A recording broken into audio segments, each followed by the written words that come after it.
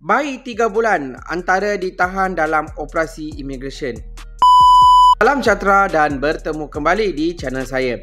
Bayi 3 bulan antara ditahan dalam operasi imigresen.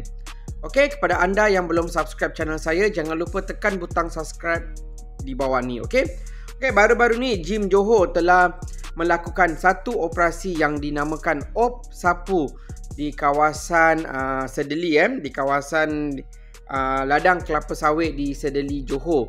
Okey, so dalam operasi ini seramai 10 orang telah pun ditahan oleh Jim. Okey, ke-10 mereka adalah warga negara Indonesia.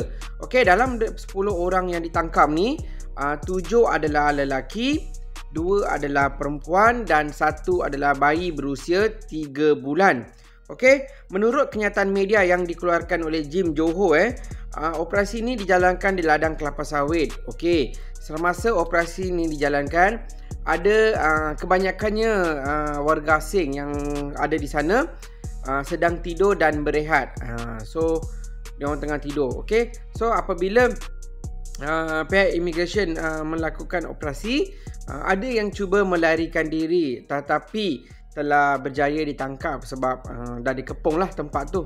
Okey, so mereka ni telah berjaya ditangkap oleh pihak imigresen.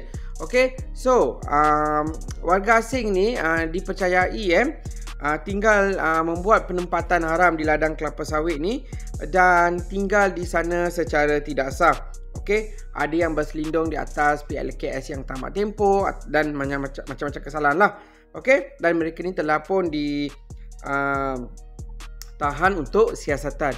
Okey, kepada warga asing, okey, kamu dah menetap kat sini secara haram, kamu dah menyusahkan diri kamu sendiri.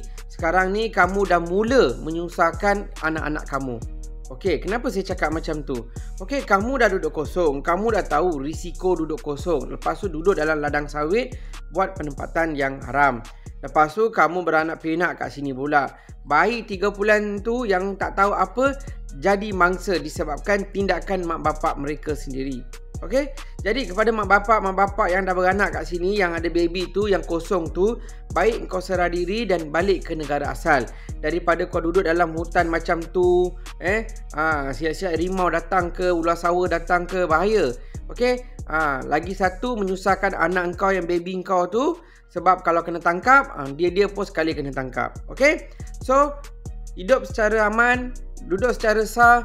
Kalau kosong, serah diri dan balik ke negara asal dengan kadar segera. Okey, so jangan lupa untuk subscribe channel saya, tekan butang kat bawah ni dan kongsikan kepada kawan-kawan. Terima kasih.